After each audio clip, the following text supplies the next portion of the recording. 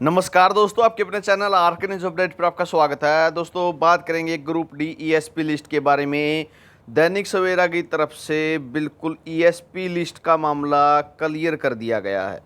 बिल्कुल स्पष्ट कर दिया है क्या मामला रहा, क्या कारण रहा, कहां से गलती हुई है और अब फिर इस भर्ती पर बवाल शुरू हो जाएगा। लिस्ट जो है लगने के चांस पूरे बढ़ जाएंगे। 4 साल से धक्के खा रहे हरियाणा के योग्य खिलाड़ियों को आखिरकार हरियाणा सरकार ने ग्रुप डी नौकरी नहीं दी। फर्जी स्पोर्ट्स ग्रेडेशन सर्टिफिकेट के कारण निकले कर्मचारियों के स्थान पर होनी थी मेरिट पर नियुक्ति, और सबसे बड़ा कारण रहा ये वेटिंग सूची केस बनाकर एलआर एडवोकेट जनरल की राय लेता रहा विभाग। डिपार्टमेंट की गलती है। Waiting list waiting list waiting list करके सारी जो है लिस्ट की खाट खड़ी कर दी। क्यों? वे तो टर्मिनेट थे, उनकी जगह सीधे लगने हैं, लेकिन वेटिंग लिस्ट का कोई मामला ही नहीं है। 10% वेटिंग लिस्ट क्लियर होनी चाहिए, लेकिन पहले वो वेटिंग वाला मामला भी हो चुका है। लेकिन जो टर्मिनेट हुए हैं जगह तो वही लेंगे ना कैंडिडेट, तो वो सीटें तो सारी खाली पड़ी हैं। इस कारण से जो है वेटिंग लिस्ट का केस बनने के कारण जो है सारी फाइल बंद हुई है। अब दोबारा से जो है ये मामला पूरा गरमाएगा, लिस्ट भी लगेगी, सारे काम होंगे, लेकिन वही बात है, धक्के हैं खिलाड़ियों को, सिर्फ धक्के हैं। इतना लंबा टाइम लग गया, 1 साल तो इनको डीवी हो गया, डीवी का भी 1 साल बल्कि 3 महीने हो गए ऊपर।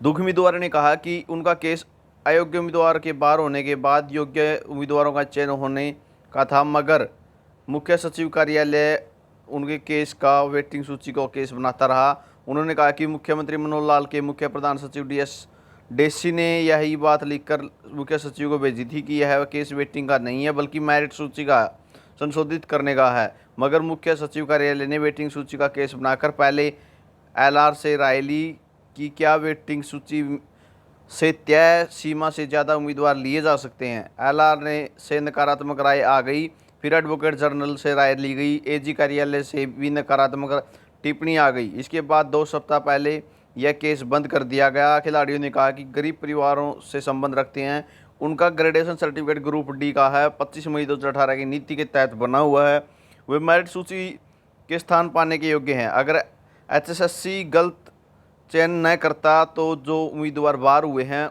उनके उसी समय ग्रेडेशन सर्टिफिकेट चेक कर लेता तो जो है उनका चयन नहीं होता और उनकी सीटों पर योग्य उम्मीदवारों की मेरिट पर चयन हो जाता। उन्होंने कहा कि 4 साल से धक्के खाने के बाद अब वे फिर सड़क पर हैं। अब हाई कोर्ट से ही न्याय की गुहार लगाई गई है। और यहाँ पे आप देखोगे 4 साल पहले हरियाणा कर्मचारी चयन आयोग ने ग्रुप डी की भर्ती 18,000 पदों पर किया था। जनवरी 2019 में जारी इस सूची में ऐसा माहौल बना था कि जींद उपचुनाव में भाजपा उम्मीदवार भारी बहुमत से जीते थे और इस भर्ती में 10% पद खिलाड़ियों के लिए आरक्षित थे। विज्ञापन संख्या 4/2018 की कैटेगरी नंबर 1 के विरुद्ध ग्रुप डी के पदों पर ईएसपी के कोटे के 1518 पदों पर भर्ती की गई थी। इन 1518 को नियुक्ति पर जारी किए गए थे, और मगर कुछ उम्मीदवारों ने हाई कोर्ट का दरवाजा खटखटाया। जब विज्ञापन जारी किया गया था उस समय 25 मई 2018 का खेल ग्रेडेशन सर्टिफिकेट पॉलिसी के अनुसार सर्टिफिकेट जारी होने चाहिए थे। इस पर हाई कोर्ट ने निर्णय लिया कि 25 मई 2018 की पॉलिसी के तहत जारी होने वाले सर्टिफिकेट ही मान्य होंगे। और अब जो है ये लगभग 342 सीटें खाली दिखा रहे हैं। सीट भी ज़्यादा, आप सभी को पता भी होगा, जो इस भर्ती से जुड़े हुए हैं उनको अच्छे से पता है। सीटें 342 दिखा रहे हैं, सीटें भी ज़्यादा है। अगर को मैं तो यही कहूँगा कि अगर कोर्ट में आपने केस लगा रखा है तो कोर्ट से ये भी लिखवाएं कि सीटें कितनी खाली हुई हैं। अपनी अपील वहाँ पे ज़रूर रखें, सीटें कितनी खाली हैं। उन सीटों पर जो है 1518 में से जो टर्मिनेट हुए हैं, जितनी भी सीटें खाली बची हुई हैं उतनी सीटों को क्लियर करेंगे। अगर आपने कोर्ट केस लगा ही दिया है तो ये ज़रूर क्लियर करें। तो ये मामला आप देख सकते हैं, 4 साल से जो है लगातार धक्के खा रहे हैं। एचएसएससी खेल विभाग और हरियाणा सरकार की गलतियों के कारण नहीं पास के नियुक्ति। सारा मामला सीएस ऑफिस से गड़बड़ाया भाई। एचएसएससी की तो गलती भी नहीं कर सकते, क्योंकि आपको ही पता है जब तक एचएसएससी तो एक एजेंसी है, ठीक है, एचएसएससी की तो हम गलती मान भी नहीं सकते जब तक सीएस ऑफिस से फाइल बन के नहीं आएगी।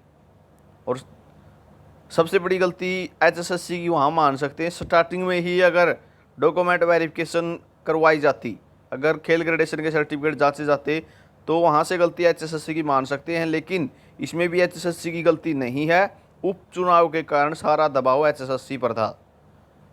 आपके खेल ग्रेडेशनों की नहीं, बल्कि 18,000 कर्मचारी जितने भी लगे हैं किसी की भी जांच नहीं हुई है। डॉक्यूमेंटों की तो किसी की भी जांच नहीं हुई है। डीवी हुई ही नहीं थी उस टाइम, सीधे डिपार्टमेंटों को सौंप दिए, आप ही करो बस डॉक्यूमेंट वेरिफिकेशन भी। तो इसमें एचएसएससी पर तो दबाव था, एचएसएससी की गलती हम नहीं मान सकते, सीएस ऑफिस की सारी गलती है।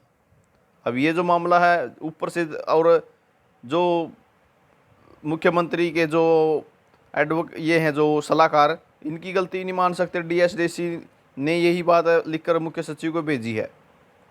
ठीक है, जो मुख्यमंत्री जी के सचिव हैं, यहाँ पे लिखा भी हुआ था उनका, ये मुख्य सचिव प्रधान सचिव हैं जो, उनको डीएसडीसी ने यही बात लिखी थी कि वेटिंग नहीं है ये। ठीक है, लेकिन इन्होंने फिर भी यही बात लिखी थी, मगर मुख्य सचिव कार्यालय ने वेटिंग सूची का केस बनाकर भेजा। तो गलती तो यहाँ से एस ऑफिस से हो रही है सबसे बड़ी। अब देखो इस पर क्या मामला करवाता है, उम्मीद बहुत ज़्यादा रहेगी। और चैनल से जो भी जुड़े हैं कैंडिडेट सब्सक्राइब जरूर कर लें, वीडियो को शेयर कर दें ताकि ज़्यादा से ज़्यादा जानकारी शेयर हो। ये आपके लिए इन्फॉर्मेशन थी। वीडियो आपने देखा इसके लिए बहुत बहुत धन्यवाद।